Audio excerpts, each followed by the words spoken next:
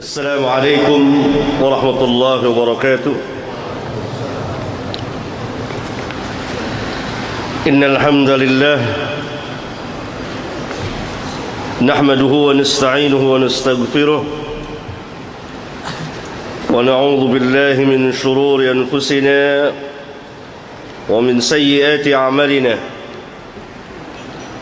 من يهده الله فلا مضل له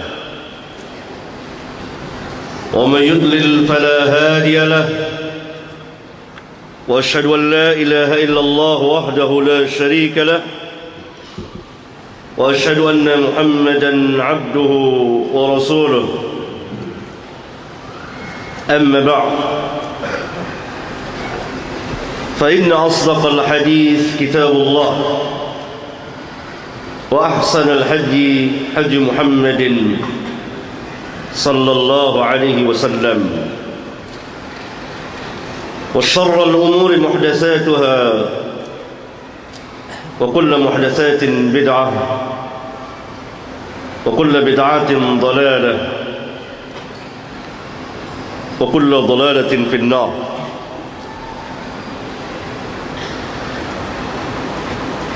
Ikhwan dan akhwat yang saya muliakan, pada pagi hari ini sedikit kita akan membahas permasalahan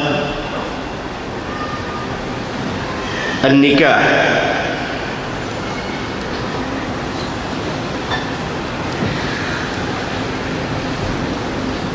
Nama yang sangat besar sekali,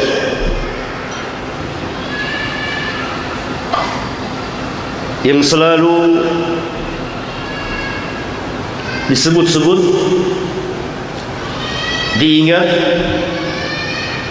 dikenal, dinantikan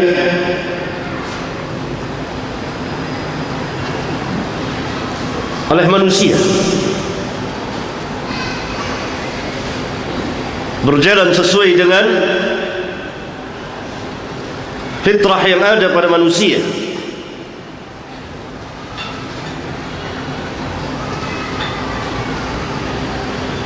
Karena Allah Subhanahu wa ta'ala telah memfitrahkan kecondongan masing-masing pihak antara laki dengan wanita.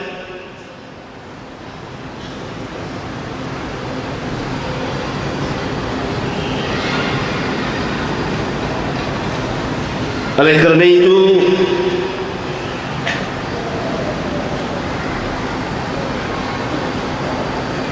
pernikahan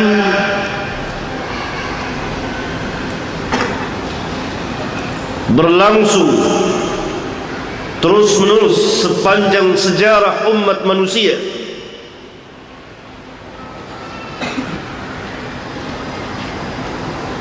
Dari dahulu sampai hari ini,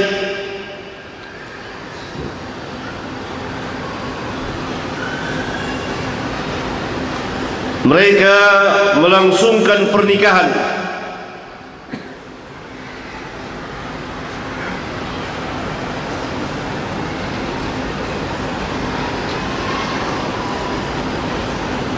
datang Islam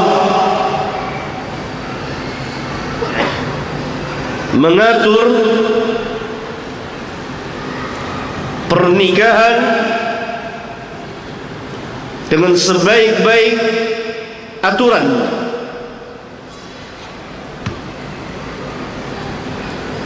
yang berjalan sesuai dengan syariat Rabbul Alamin.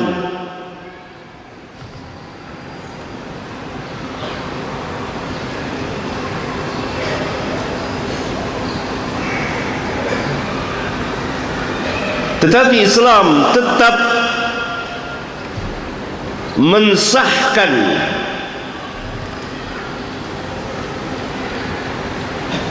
yang namanya pernikahan bukan zina. Apabila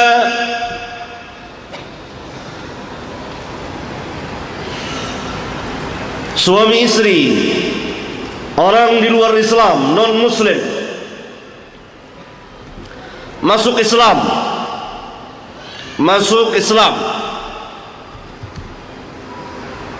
dan mereka telah ada ikatan pernikahan,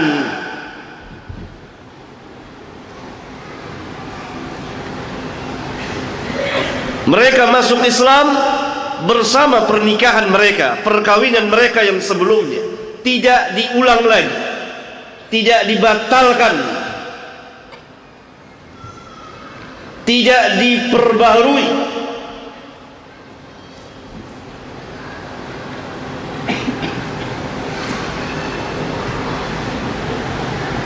Berdasarkan para sahabat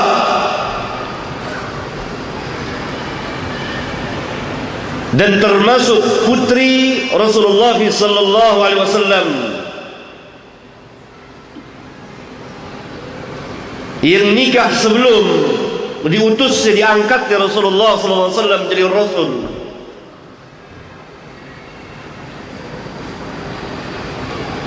Kemudian mereka masuk ke dalam Islam. Putri Nabi sallallahu alaihi wasallam mengikuti ayahnya, beriman kepada ayahnya sebagai Nabi dan Rasul, menyusul suaminya. Maka Nabi sallallahu alaihi wasallam tidak memperbaharui pernikahannya, dianggap sah.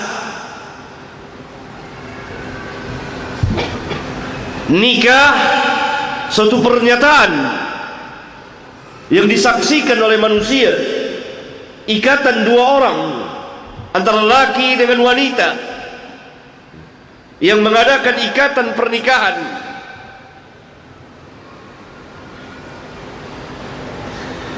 Sesuai dengan agama mereka ketika itu, cara-cara yang mereka anut, cara-cara yang mereka yakini. Tetapi mereka menganggap itu sebagai pernikahan, bukan perzinahan. Maka ketika mereka masuk ke dalam Islam, tidak diperbaharui lagi pernikahannya, disahkanlah pernikahannya itu.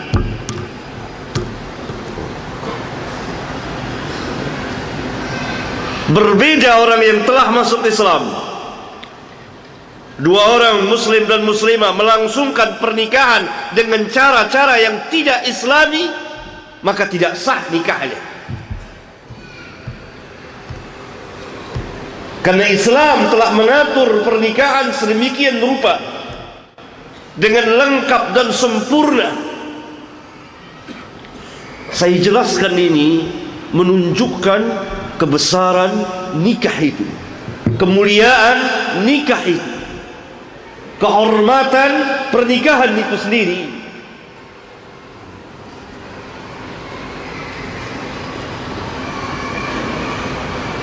Sampai pernikahan orang di luar Islam yang kemudian masuk ke dalam Islam tetap diakui oleh Islam, karena mereka menamainya nikah. Mereka melaksanakan pernikahan, mereka melaksanakan perkawinan, walaupun itu sesuai dengan adat keyakinan agama yang ada pada agama mereka. Tapi mereka menamakannya pernikahan, bukan perzinahan. Dengan demikian terjadilah tafriq, pembeda yang sangat nyata dan mencolok sekali antara nikah dengan zina.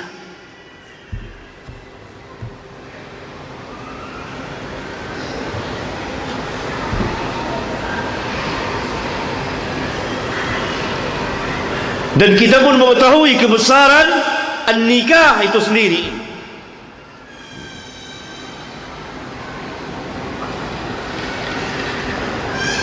Kitab ini saya tulis dalam rangka yang saya tulis dengan ringkas, yang memang untuk meringkas dan menyingkat perkataan ahli ilmu. tentang masalah pernikahan ini yang memang sangat didambakan khususnya oleh para syabab, para pemuda.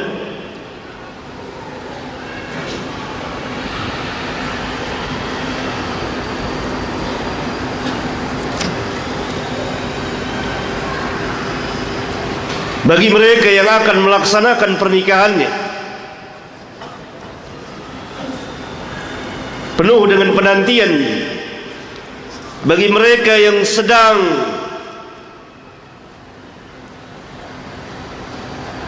menikmati pernikahannya, bagi mereka yang telah melangsungkan pernikahannya,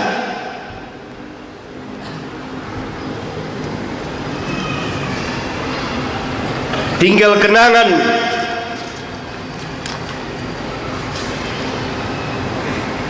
yang sangat indah.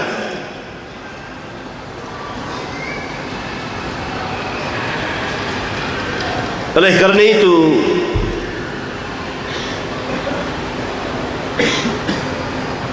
Utsman bin Affan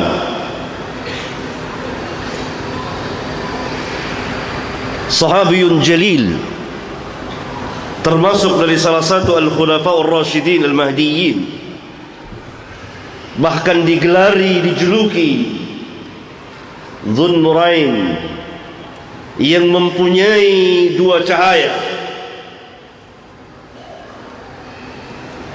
karena telah menikahi dua orang putri Nabi yang mulia sallallahu alaihi wasallam.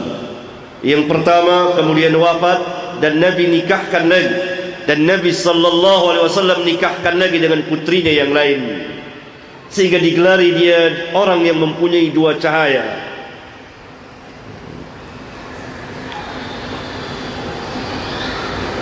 Pernah berkata kepada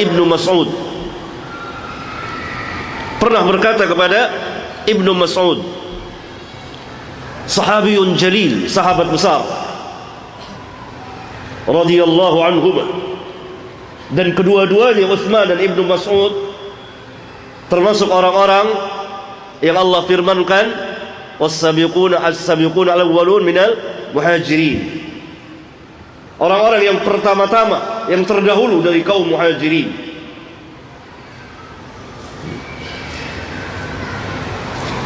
Kedua-duanya telah sampai pada usia, ada umur. Maka pada satu hari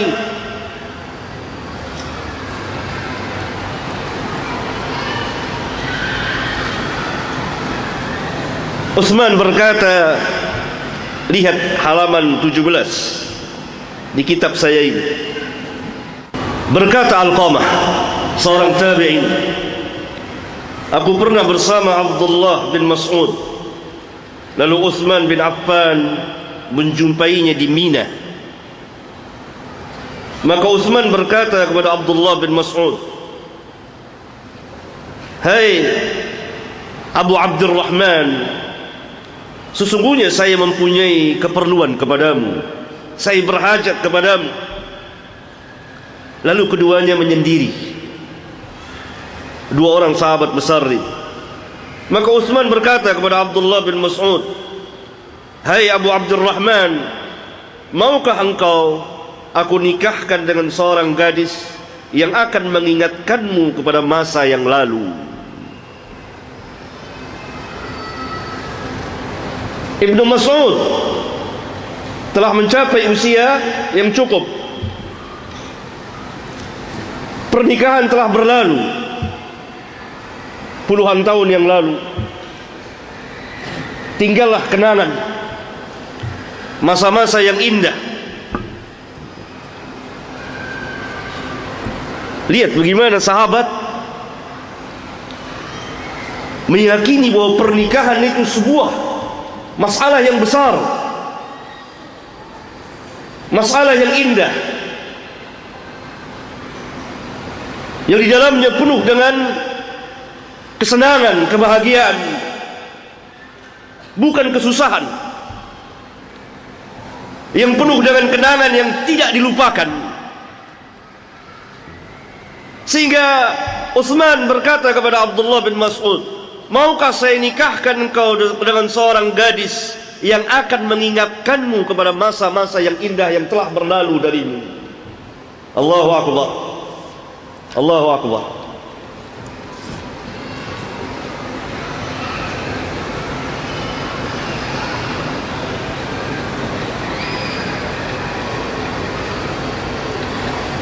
Jadi pernikahan sangat dimuliakan oleh para sahabat ridwanullah alaihim jami'an. Sangat indah sekali, penuh dengan kebahagiaan, bukan kesengsaraan, karena dia ikatan suci yang langsung diikat, ditentukan oleh Rabbul Alamin dan berjalan sesuai dengan sunnah Rasulullah sallallahu alaihi wasallam. Wahai Abu Abdurrahman, maukah engkau aku nikahkan dengan seorang gadis yang akan mengingatkanmu kepada masa yang lalu? yakni saat-saat atau masa-masa indah di dalam pernikahan ketika Abdullah bin Mas'ud menjadi pemuda. Masa-masa yang indah itu telah berlalu, karena sekarang Abdullah bin Mas'ud dan Utsman bin Affan telah mencapai usia yang tua.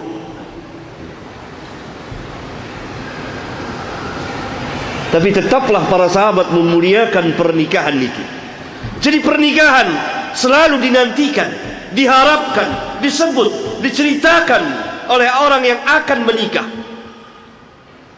Dan bagi mereka yang saat ini sedang menikmati pernikahannya, sedang melangsungkan pernikahannya, maka dia menjalani saat-saat indah. Bagi mereka yang telah berlalu pernikahannya, puluhan tahun, orang-orang tua kita, maka saat-saat itu tidak pernah mereka lupakan. Saat-saat yang sangat indah sekali. Ada kesenangan, ada kelucuan dan lain sebagainya, namun tidak dirasakan dan tinggal kenangan untuk sebagian manusia. Maka Utsman bin Affan, sahabiyun jalil, ingin memberikan kebaikan kepada Abdullah bin Mas'ud. Mau engkau kembali lagi? Karena saat itu menurut sebagian riwayat Utsman pun menikah di Mina itu. Maka dia datang panggil, saya punya hajat kepadamu. Maukah saya nikahkan engkau? Yang akan kembali lagi engkau kepada masa yang telah lalu. Jadi rumah tangga dalam Islam, pernikahan, kemudian membina rumah tangga dalam Islam, kesenangan demi kesenangan, kebahagiaan.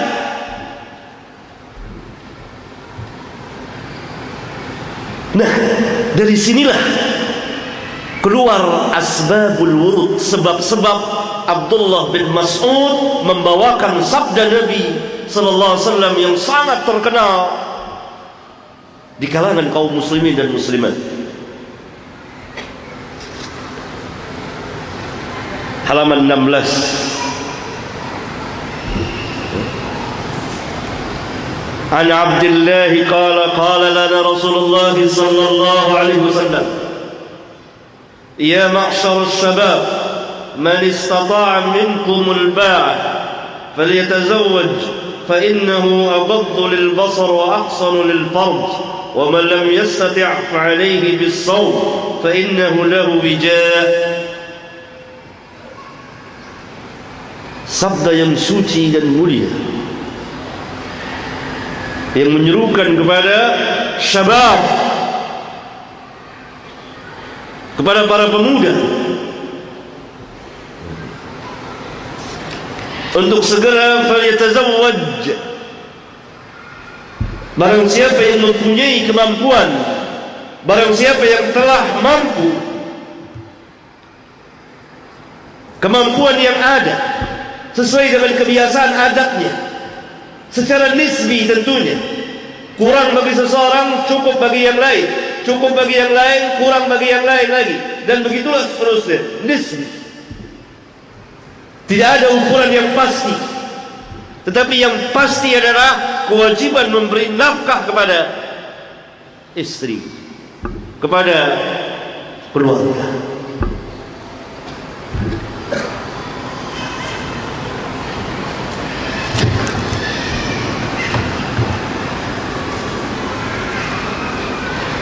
Ikhwan sekalian, kitab ini saya beri judul Pernikahan dan Hadiah untuk Pengantin.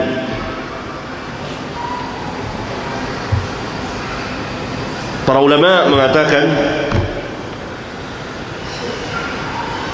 bahwa para penulis hendaklah memberikan judul kitabnya sesuai dengan isinya.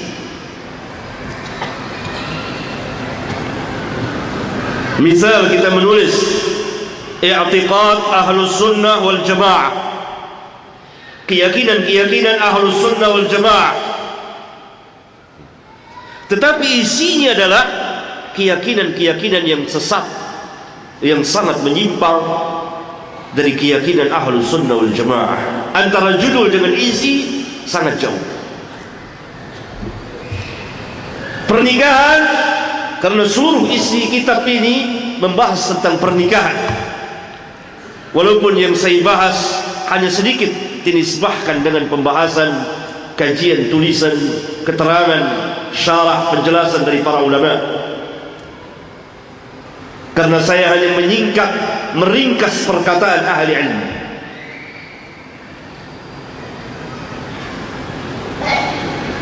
Setelah akad nikah, tentu keduanya menjadi pengantin,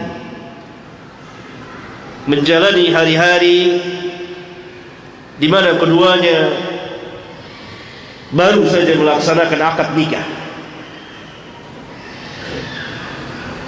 Maka di antara yang disukai adalah memberi hadiah kepada pengantin. Seolah-olah kitab ini merupakan pembahasan hadiah ilmiah dan amaliyah kepada mereka yang akan menjadi pengantin. Dan saya ambil judul yang kedua, hadiah untuk pengantin, dari hadis Rasulullah SAW, di mana para sahabat menghadiahkan sesuatu kepada Rasulullah SAW yang ketika itu menjadi pengantin bersama dengan Zainab radhiyallahu taala anha. Lihat halaman 298, pasal yang ke-48.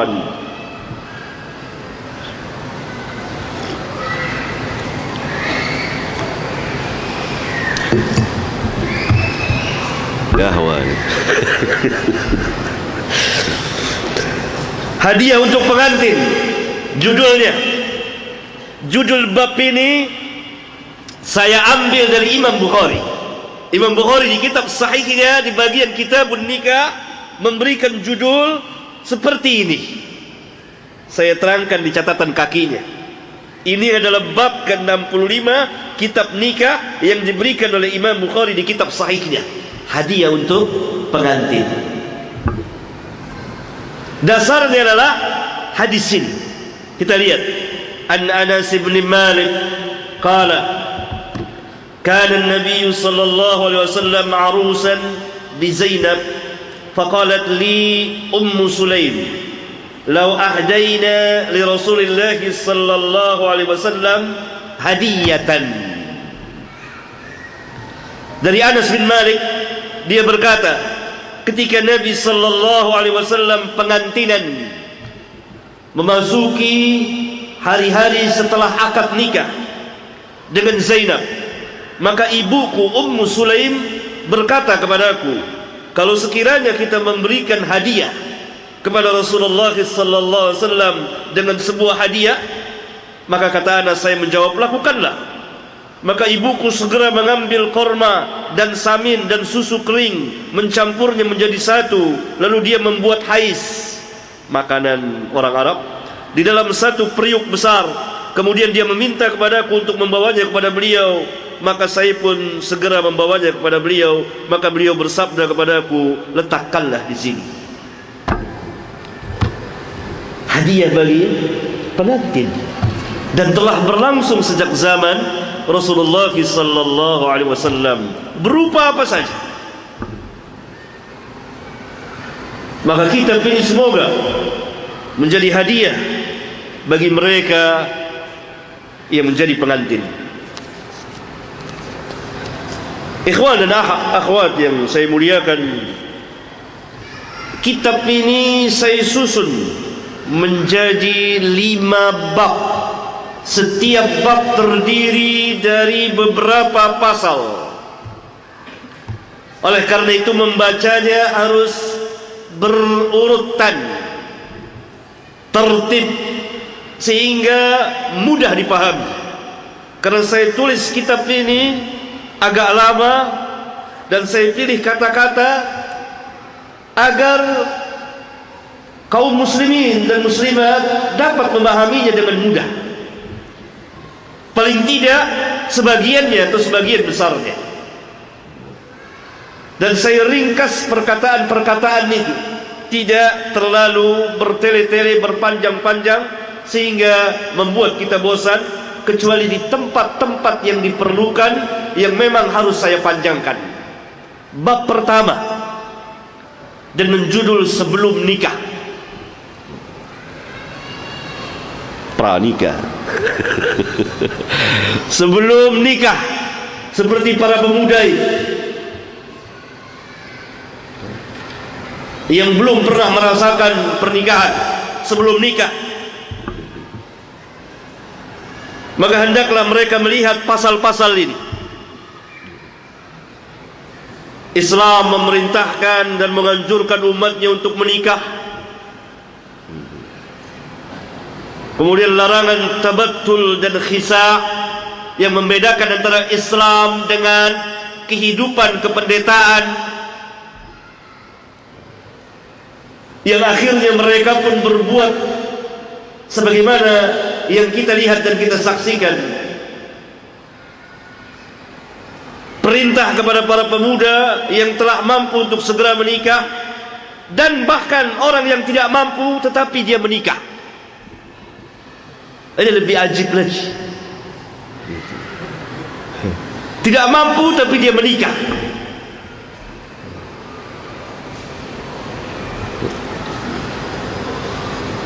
Jumlah wanita yang dinikahi berapa dalam Islam? Terangkan. Kemudian pasal disukai memperbanyak istri. Kemudian wanita-wanita yang haram dinikahi. Kemudian telah dihalalkan laki-laki muslim menikahi wanita ahli kitab, dan telah diharamkan menikahkan wanita muslimah dengan laki-laki non-muslim secara umum dan mutlak kepada laki-laki ahli kitab dan seluruh laki-laki musyrik. Di sini saya panjangkan pembahasannya, karena salah satu firqah sesat dalam Islam, bahkan sebagian ulama telah mengeluarkan dari 73 di dalam umat ini, yaitu Rafidah Syiah, mengharamkan kaum muslimin menikahi ahlul kitab,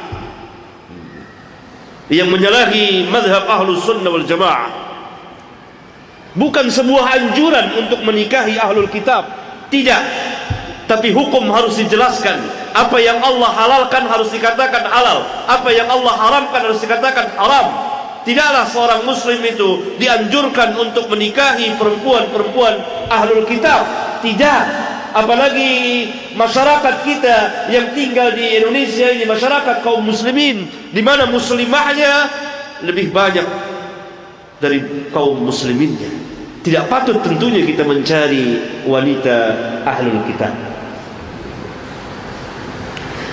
Kemudian beberapa pernikahan yang fasid, yang terlarang. Kemudian bagaimana memilih pasangan. Kemudian apa yang dimaksud dengan sekufu, persamaan di dalam pernikahan yang hanya ada pada ketaatan beragama dan akhlak. Kemudian disukai menikahi gadis perawan, kecuali kalau ada sebab atau maslahat yang membuat dia menikahi janda. Dibahas. Kemudian disyariatkan yang nazar ketika akan meminang, baik sebelum meminang maupun setelah meminang, nazar. Dan apa saja yang dimaksud dengan nazar, saya menjelaskannya. dan seterusnya dari pasal-pasal bab yang pertama. Kemudian bab yang kedua, ketika akad nikah, terjadinya akad nikah, apa-apa saja dan bagaimana akad nikah itu, dan adanya khutbah nikah. Apa hukum khutbah nikah itu yang sebagian kaum muslimin bersikap melampaui batas sehingga menganggap itu suatu perbuatan yang wajib, khutbah nikah itu, padahal bukan sesuatu yang wajib. Oleh karena itu saya berikan pasal hukum khutbah nikah tidak wajib. Kemudian yang ketiga, setelah akad maka ada walimah dan jadilah keduanya sebagai pengantin. Maka bab yang ketiga menjelaskan tentang walimah dan pengantin. Disyariatkannya walimah, bolehnya mengadakan walimahan atas sebagian istri lebih banyak makanannya dari sebagian istrinya yang lain. Bolehnya berwalimah dengan makanan yang sedikit atau sederhana sesuai dengan kemampuannya.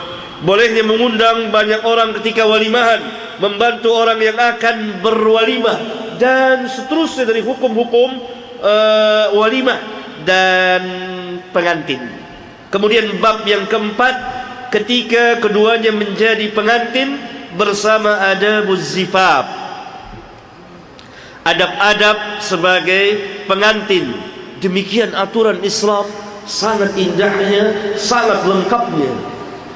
Ketika keduanya menjadi pengantin, dan adab-adab pengantin itu bagaimana?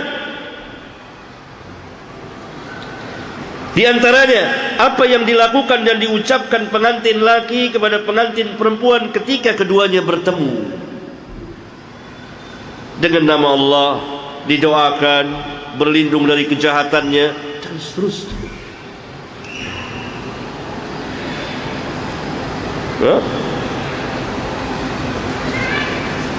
Bab yang keempat ini.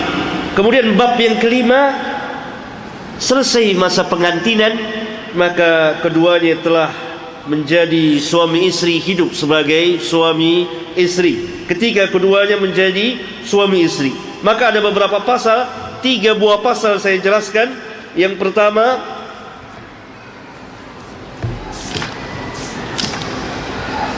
keluarga dan rumah tangga muslim. Keluarga dan rumah tangga muslim, perkawinan yang merupakan ikatan suci dan mulia di antara laki-laki dan wanita sehingga keduanya menjadi suami istri. Halaman 336. Yang kemudian terbentuklah sebuah keluarga atau rumah tangga bersama anak-anak mereka adalah merupakan sumber kekuatan yang sangat besar sekali yang akan membentuk masyarakat kaum muslimin menjadi masyarakat Islami yang berjalan sesuai dengan apa yang Allah syariatkan melalui lisan Nabi-Nya yang mulia sallallahu alaihi wasallam. Jadi pernikahan merupakan ikatan suci dan mulia. Banyak dalil tentang itu yang mengikat keduanya sehingga menjadi suami istri. Maka terbentuklah sebuah rumah tangga yang kemudian lahirlah anak-anak mereka. Dan kalau ini berjalan sesuai dengan syariat Rabbul Alamin, semampu apa yang dapat kita lakukan, maka ini merupakan sumber kekuatan yang sangat besar bagi kaum muslimin. Kekuatan yang sangat besar, sehingga di dalam keluarga itu tidak lain melainkan qala Allah qala Rasul, qala Allah qala Rasul, qala Allah qala Rasul.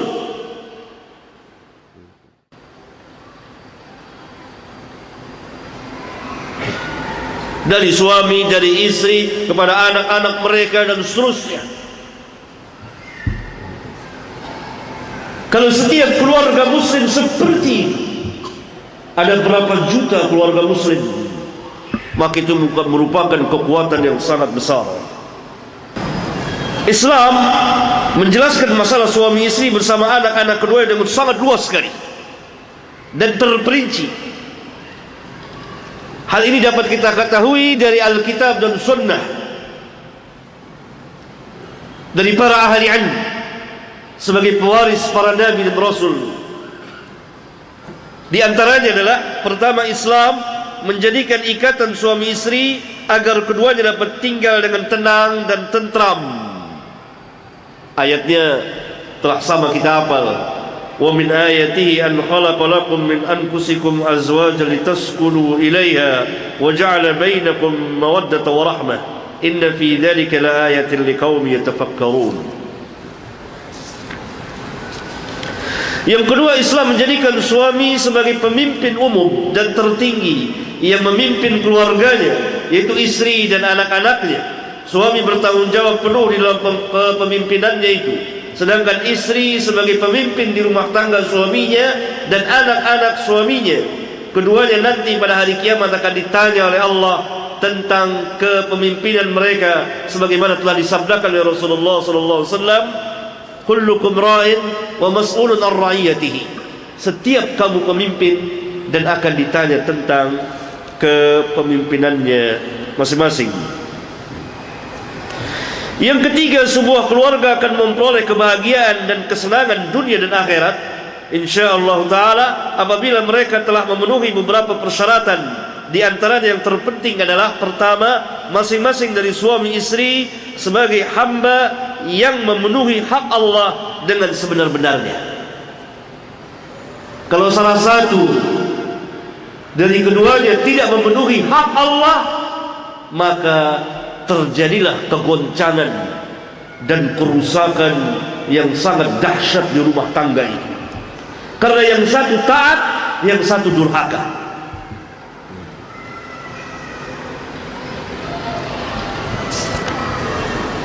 Yang kedua, masing-masing dari suami istri memenuhi haknya. Kalau salah satu tidak memenuhi haknya yang menjadi kewajibannya, maka akan terjadi kerusakan yang besar dan fitnah yang melebar dalam rumah tangga itu. Nah, kemudian saya menjelaskan di antara hak-hak istri yang wajib ditunaikan suami dan hak-hak suami yang wajib ditunaikan oleh istri. Selesailah kitab ini sampai kepada suami istri dan yang menjalani kehidupannya. Sebetulnya ini dapat dibuat satu kitab kembali.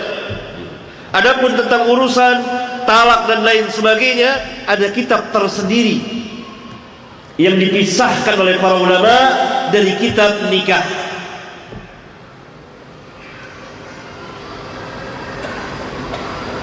Ikhwan dan akhwat yang saya muliakan, itulah isi, ringkasan isi dari kitab ini. Terdiri dari 5 bab. Setiap bab terdiri dari beberapa pasal. Saya kira dan saya berharap semoga kitab ini memadai, cukup bagi umumnya kaum muslimin,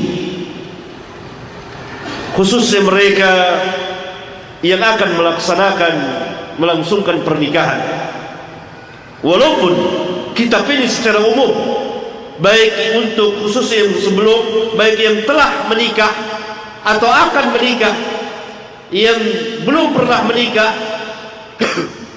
yang telah pernah menikah, karena ini pernikahan akan berlangsung terus menerus sepanjang hayat kehidupan manusia.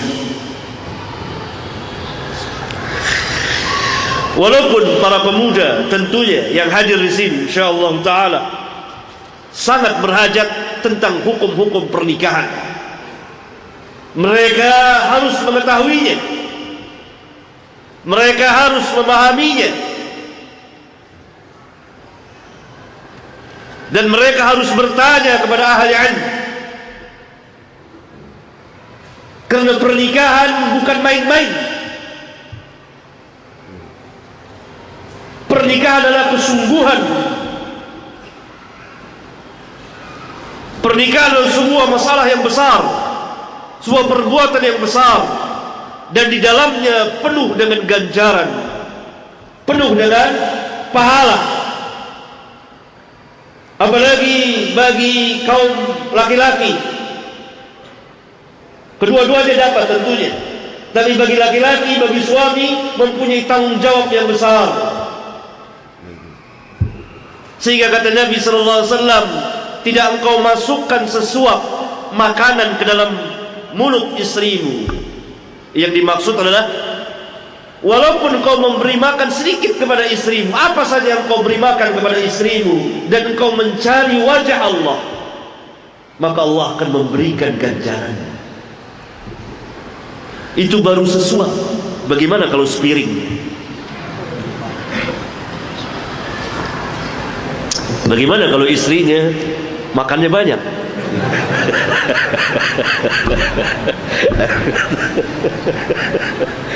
Penuh dengan ganjaran, tetapi dengan syarat mencari wajah Allah, tidak merasa beban, ikhlas.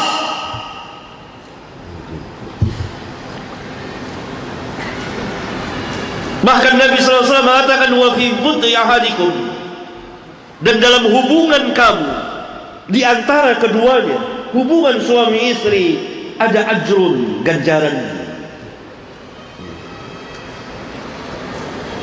dan lain-lain. Belum lagi yang besar lagi, pendidikan, al-amru bil ma'ruf wan nahyu 'anil munkar. Belum lagi nanti lahir anak-anak.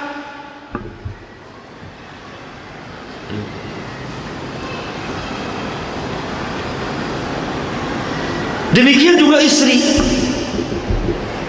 sebagai pemimpin di rumah tangga suaminya, yang melayani suaminya, yang berkhidmat kepada suaminya, melayani anak-anak suaminya. Dikatakan anak-anak suami karena nasab bersandar kepada suami. Wal mar'atu ra'iyatun fi baiti zawjiha wa waladihi. Seorang istri adalah pemimpin di rumah tangga suaminya dan anak-anak suaminya. Tidak dikatakan anak-anaknya, tapi anak-anak suaminya.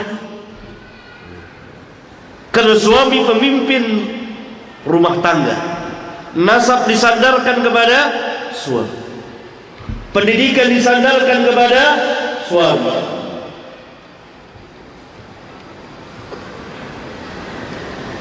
Istri, suami menyerahkan kepada istri, istri yang melayani dan mendidiknya, sehingga dia bertanggung jawab istri di rumah tangga suaminya dan pada anak-anak. Dan kalau ini dijalani, maka ganjarannya besar sekali.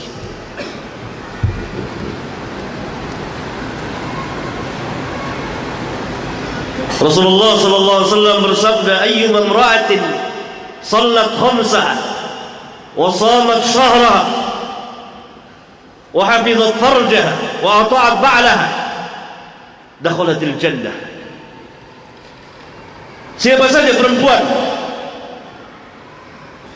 yang salat 5 waktu, saum di bulan Ramadan, memelihara kehormatannya, taat kepada suaminya, pasti dia akan masuk surga. Dalam riwayat yang lain, dari pintu mana saja yang dia suka. Ketaatan kepada suami, di sini saya jelaskan. Jadi pernikahan dalam Islam dijanjikan oleh Allah dan Rasulnya penuh dengan pahala, penuh dengan ganjaran.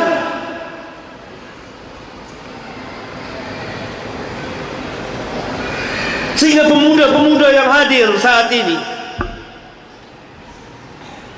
yang memang sudah lama sekali mengidam-idamkan pernikahan, tetapi takut, laksanakan. Pulang dari taklim ini, siap-siap. Pemuda-pemuda yang belum pernah merasakan pernikahan,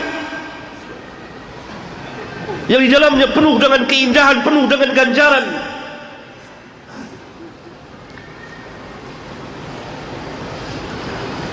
Karena itu saya dengar-dengar sebelum ini, Ustaz nih bakal banyak yang hadir pemuda-pemuda ini.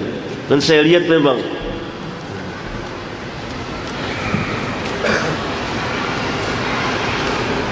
pelajari hukum-hukumnya. Boleh dari kitab ini, dari kitab yang lain.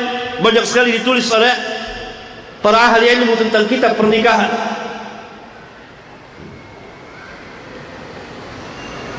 Sehingga Nabi SAW langsung mengatakan, ya ma'syar syabab, wahai para pemuda. Bab yang pertama, pasal yang pertama, Islam telah memerintahkan Islam telah memerintahkan dan menggembarkan umatnya untuk menikah. Dari firman Allah tabaraka wa taala, wa ankihul ayama minkum was-salihin min ibadikum wa imaikum in yakunu fuqara yughnihimullahu min fadlihi wallahu wasi'un alim. Dan nikahkanlah orang-orang yang sendirian, yang belum menikah di antara kamu, dan orang-orang yang saleh dari hamba-hamba sahaya kamu, yang laki-laki, dan hamba-hamba sahaya kamu yang perempuan. Dan jika mereka miskin, niscaya Allah akan memberikan kemampuan kepada mereka dari sebagian karunia-Nya. Dan Allah maha luas pemberiannya lagi maha mengetahui. Perintah Allah, wa ankihul ayama minkum, dan nikahkanlah orang-orang yang sendirian, yang belum menikah. Nikah, baik dia bujang, gadis, janda, duda, sendirian. Wa ankihul ayama minkum. Ayat yang kedua, fankihu ma taba lakum minan nisa'i mathna wa thulatha wa ruba'. Nikahi yang kamu suka dari wanita-wanita yang mana saja. Fankihu ma taba lakum minan nisa'. Nikahi yang kamu suka dari wanita-wanita. Wanita yang mana saja yang kamu suka. Sehingga karena itu Islam tidak membolehkan pernikahan dipaksa menikah dengan orang yang dia tidak suka. Seorang wanita tidak menyukai laki-laki, dipaksa oleh ayahnya, maka pernikahannya dapat dibatalkan. Demikian juga laki-laki ini tidak suka dengan wanita yang dikehendaki oleh orang tuanya, dipaksa. Akhirnya terjadi keretakan dan kerusakan dalam rumah tangga. Karena itu Rabbuna mengatakan, fankihu ma taba lakum, yang kamu suka. Yang kamu tidak suka ya jangan. Masna, 2, 3 atau 4. Fa in khiftum alla ta'dilu fawahidatan aw ma malakat aymanukum dzalika adna alla ta'ulu. Maka jika kamu khawatir tidak sanggup berlaku adil di antara istri-istri kamu, maka nikahilah hamba sahaya kamu. Maka cukup 1 atau kamu memiliki hamba sahaya. Maka jika kamu tidak khawatir atau takut tidak bisa berlaku adil di antara 2, 3, 4 orang istrimu, maka cukup 1 atau hamba sahaya kamu. Yang demikian lebih dekat agar kamu tidak berlaku aniaya. Kemudian hadis-hadis Rasulullah sallallahu alaihi wasallam di antaranya yang menarik adalah halaman 19.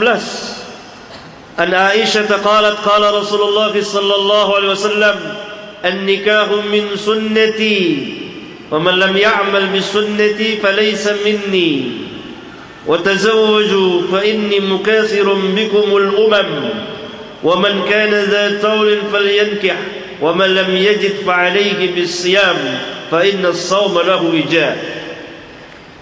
Dari Aisyah dia berkata, Rasulullah sallallahu alaihi wasallam bersabda, nikah adalah termasuk dari sunnahku.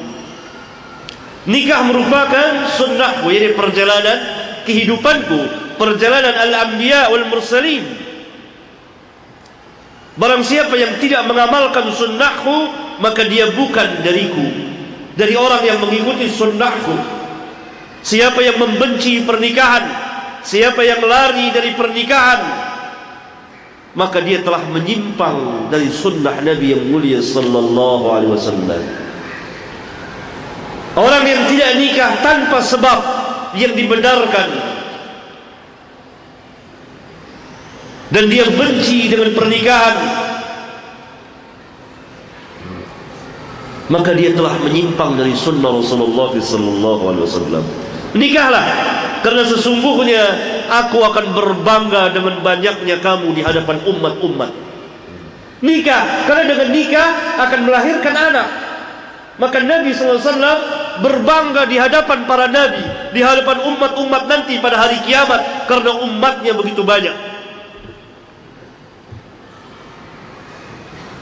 Maka nikah dan mempunyai anak memenuhi keinginan Nabi yang mulia sallallahu alaihi wasallam.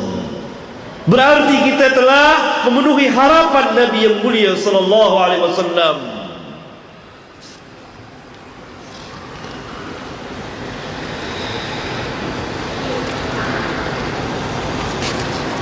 Oleh karena itu di pasal yang kedua, larangan tabattul dan khisa'. Islam sangat melarang tentang. Kemudian di pasal yang ketiga, perintah kepada para pemuda. Kemudian orang yang tidak mampu tetapi menikah.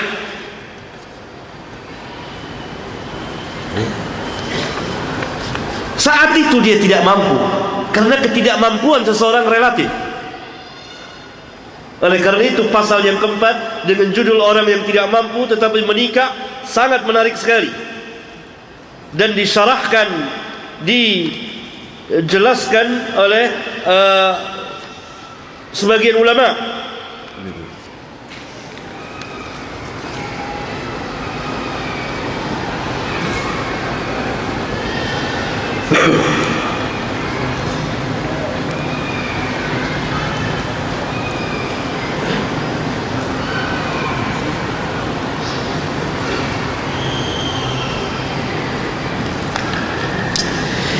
Halaman 33, setelah saya membawakan hadisnya dari seorang sahabat yang tidak mempunyai mahar, tidak punya mahar kecuali maharnya ayat Al-Quran yang dia hafal. Bukan memberikan mushaf, bukan. Ayat Al-Quran dia hafal, dia ajarkan istrinya surat Al-Baqarah. Itu mahar. Dia hanya sebuah kain, tapi dia ingin menikah. Tapi tentunya laki-laki ini bertanggung jawab. Tidak setelah nikah dia berpangku tangan, membiarkan keduanya tidak makan. Dia mencari nafkah.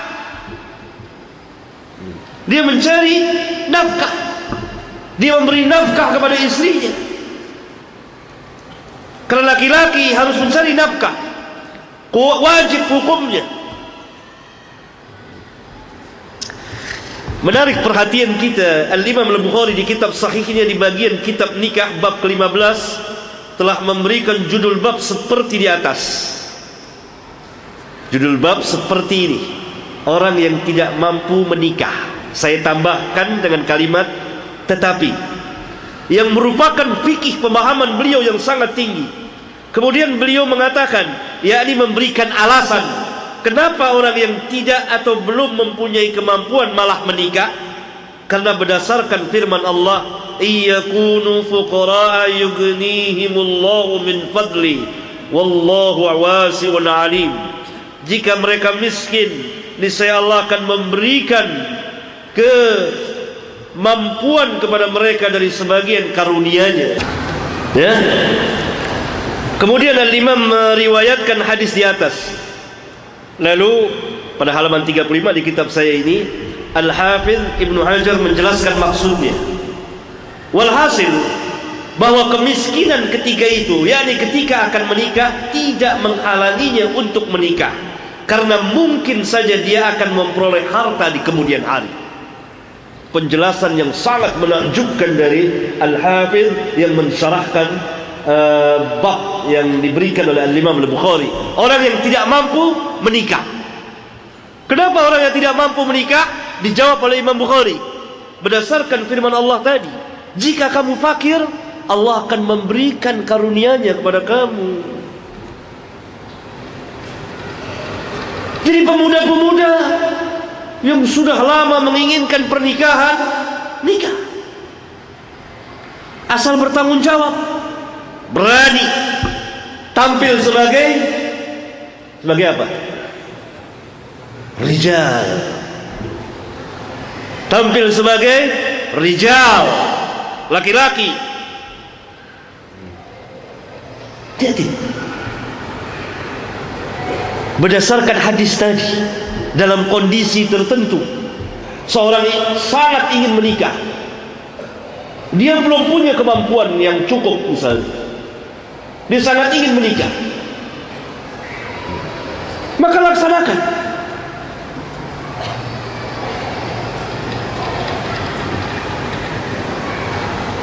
Ini keterangan dari Al-Imam Al-Bukhari dan disambut oleh Al-Hafidh bin Hajar. Kenapa? Walhasil bahwa kemiskinan ketika itu, perhatikan baik-baik, bahwa kemiskinan ketika itu, yakni ketika akan menikah, tidak menghalanginya untuk menikah. Kenapa?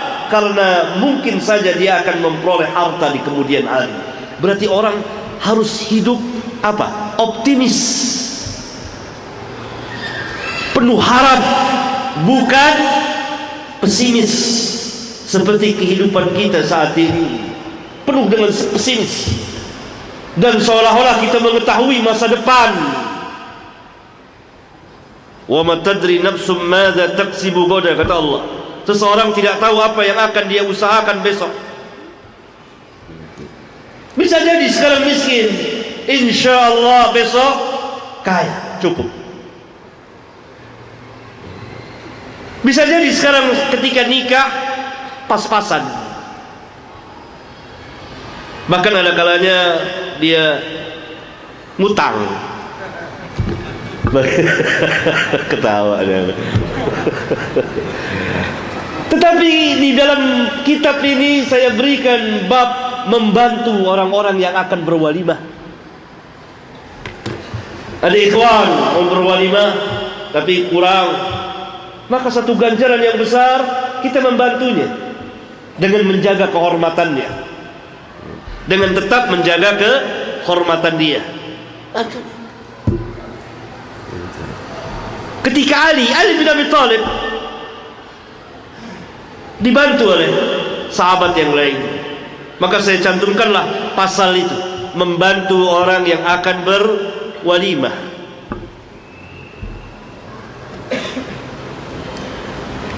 Jadi sangat besar sekali perkataan Al-Hafidh yang menunjukkan jiwa yang besar, karena orang muslim yang jiwanya besar. Sekarang kita hidup di kehidupan, masuknya kehidupan orang-orang kufar. Ini belum ada, nanti bagaimana, nanti ini, nanti ila akhirih. Dari hal-hal materi, padahal itu nisbi. Lihat perkataan Al-Hafiz. Walhasil kemiskinan tidak menghalanginya untuk menikah, karena mungkin saja dia akan memperoleh harta di kemudian hari. Yakni kekayaan dan kemiskinan sifatnya nisbi, relatif. Sekarang kaya, besok miskin. Sekarang miskin, besok kaya. Semuanya berjalan sesuai dengan takdir dari Rabbul Alamin. Sedangkan kita berjalan dari satu takdir Allah ke takdir Allah yang lainnya. Sekarang miskin, tidak punya, maka untuk punya kita pindah ke takdir Allah yang lain, yaitu berusaha, berdoa, bekerja. Tidak boleh malas. Yang disalahkan adalah pemuda-pemuda yang malas, yang selalu membuka kedua telapak tangannya atau satu telapak tangannya meminta-minta. Ini bukan pemuda-pemuda Islam secara hakiki. Pemuda Islam gagah berani. Antum tidak lihat sahabat itu. Contoh, nggak punya apa-apa, hanya satu kain. Dia mau kasih istrinya maharnya kain. Dia kata sahabat, kalau dia potong kain itu dia pakai apa? Kalau itu buat maharnya dia gimana? Nggak bisa. Berani. Ya Rasulullah, ada perempuan itu kan datang mau menghibahkan dirinya kepada Rasulullah, nikahkan saya. Dilihat oleh Rasulullah ke atas ke bawah, ke atas ke bawah, dan beliau tidak berhajat, tidak tertarik. Maka tampil sahabat, kalau begitu engkau tidak berhajat, nikahkan saya dengan dia.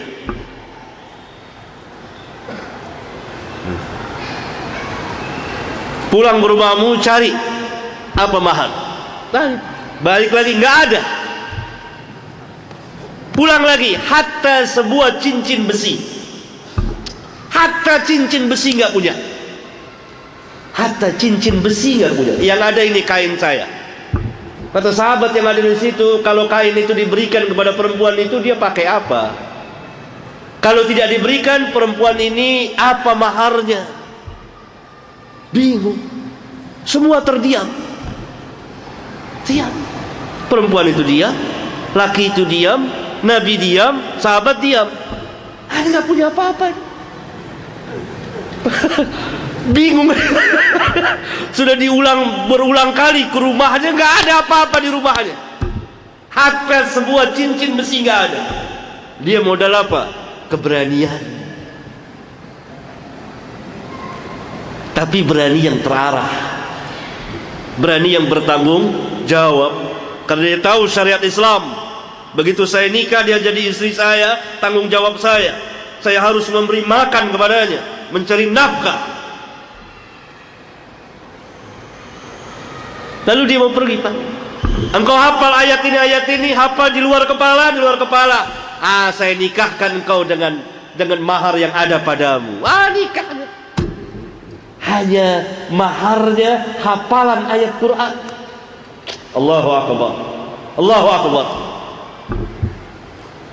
Kisah yang sangat menarik sekali. Yang dari hadis itu tahu para ulama mengeluarkan hukum sampai ratusan. Dari hadis itu, kisah itu, keluarlah sejumlah hukum sampai 100 hukum lebih. Salah satunya adalah dibawakan bab oleh Imam Bukhari, orang yang tidak mampu menikah. Disyarahkan oleh Al-Hafiz, nisbi kekayaan dan kemiskinan itu. Sekarang miskin, sekarang nggak mampu. Ketika dia nikah tidak mampu, maka di kemudian hari kemungkinan dia menjadi kaya. Tapi kekayaan kan tidak datang begitu saja.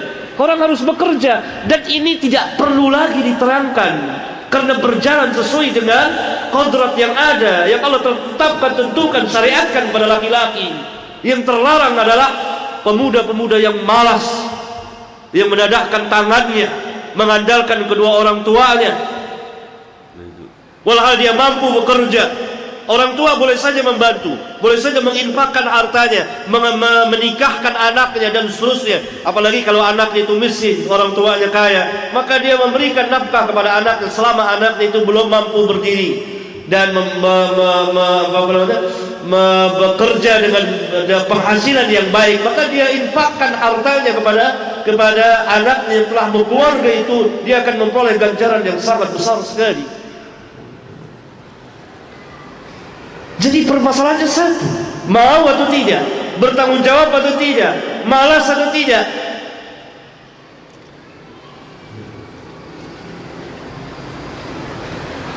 Kita menyaksikan di hadis itu kehidupan para sahabat ridwanullah alaihim jami'an. Berani dan tidak takut dalam hidup ini. Sama sekali tidak takut. Itu enggak punya gelar, enggak punya apa. Sahabat itu nggak punya apa-apa, berani. Apa terbayang di pikiran kita gimana nih makannya? Ya. Tidak masuk di logikanya orang yang hidup pada zaman sekarang, tapi masuk di akalnya seorang muslim.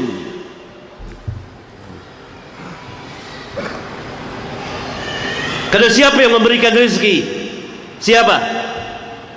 Allah. Jawaban kita, Allah yang memberikan rezeki. Kita tinggal meminta kepada Allah. Ud'uni astajib lakum. Mintalah kepadaku, pasti akan aku ijabahkan. Kemudian kita menjalani sebab-sebab syar'iyyah yang Allah telah tentukan. Fantashiru fil ard, bertebaranlah kamu di muka bumi. Laki-laki bertebaran di muka bumi mencari nafkah. Ar-rijalu qawwamuna 'ala an-nisa' bima faddala Allah ba'dahum 'ala ba'd wa bima anfaqu min amwalihim.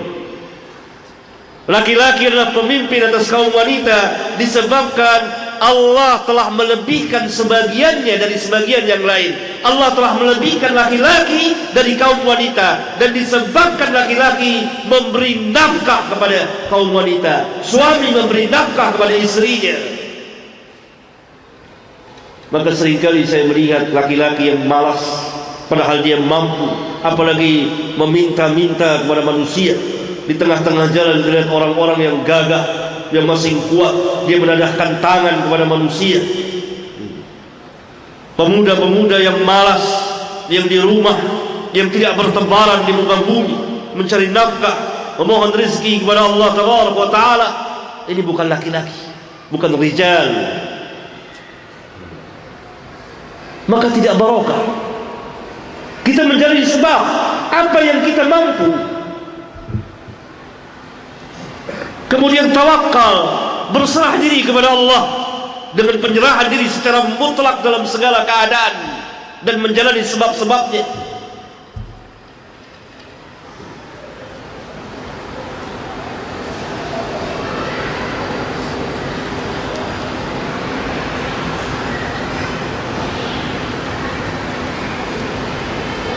Dan qanaah, menerima apa adanya, nikmat, lapang. Qad aflaha man aslama, kata Nabi SAW, sungguh beruntung orang Islam, rezekinya cukup, qanaah, menerima apa adanya. Ini penjelasan yang sangat menarik. Saya terangkan ini karena begitu banyak pertanyaan, begitu banyak keluhan. Pemuda-pemuda lari dari pernikahan karena dihantui begitu banyak permasalahan, sehingga kalau ditimbang-timbang, diukur-ukur, maka sepanjang hayatnya dia tidak akan pernah menikah. Dan ini merupakan musibah yang sangat besar pada diri orang itu, pada masyarakat kaum muslimin secara umum. Sudah begitu banyak perkara-perkara yang menghantuinya. Ada ini, ada itu, ada ini, ada ini. Saya sering ditanya. Maka kalau ditimbang-timbang, diukur dengan mizan, ini nggak bakal bisa nikah, tidak bakal bisa nikah. Untuk selesai masalah ini sampai akhir hayatnya belum selesai. Dan terbukti sebagian kaum muslimin mengatakan, Ustaz, ini dia tidak nikah, sudah sekarang umur hampir 70 tahun. Bukan karena uzur, misalnya sakit atau lain-lain sebab yang membuat dia tidak menikah, bukan. Tapi karena apa? Takut. Belum ini, belum itu, belum ini. Kalau begitu, perkiraan saya tidak jauh dari kebenaran. Sampai di penghujung umurnya, bukan karena uzur, tapi karena banyak masalah di hadapannya yang menghantuinya. Dia harus selesaikan ini. Ada beberapa masalah, itu sering ditanyakan. Maka saya katakan, umur antum habis, masalah ini belum selesai. Umur habis, masalah ini belum selesai, karena memang tidak ada habis-habisnya. Qadar Allah subhanallah, saya diberitahukan, walaupun tidak semua ini, tapi salah satu jadi kenyataan memang. Bagaimana seseorang dihantui begitu banyak perkara, sehingga dia menunda-nunda pernikahannya. Harus selesai dulu ini, harus punya ini, harus punya ini, harus ini, harus ini. Luar biasa. Mungkin sekarang 70-an. Ya, kurang lebih. Tidak nikah, akhirnya habis. Kerugian bagi dirinya terutama dan secara umum bagi masyarakat kaum muslimin. Kalau setiap permasalahan itu ada saja, habis selesai satu masalah, hidup. Apa kita pikir hidup tidak ada masalah? Masalah. Semua masalah. Tapi ini dinul Islam, agama Allah yang memberikan kebahagiaan kepada seorang mukmin, seorang muslim yang taat dunia dan akhirat. Yang tidak ada masalah di mana? Jannah, Jannatul Naim, baru tidak ada masalah. Selama di dunia tentu susah, senang, sakit, sehat dan seterusnya silih berganti. Tapi setiap permasalahan yang ada di rumah tangga, seorang suami berpikir ketika anak istrinya sudah tidur lelap, dia masih termenung, bagaimana saya harus beri makan anak istri saya. Ini enggak ada ajrun, ganjaran. Dia berusaha keras. Berapa banyak suami yang dia berpikir di malam hari ketika anak istrinya telah tertidur lelap, maka dia merencanakan pekerjaan ini. Nafkah apabila dijalani di jalan Allah, jalan yang halal. Dan disitulah salah satu kenikmatan yang sangat besar.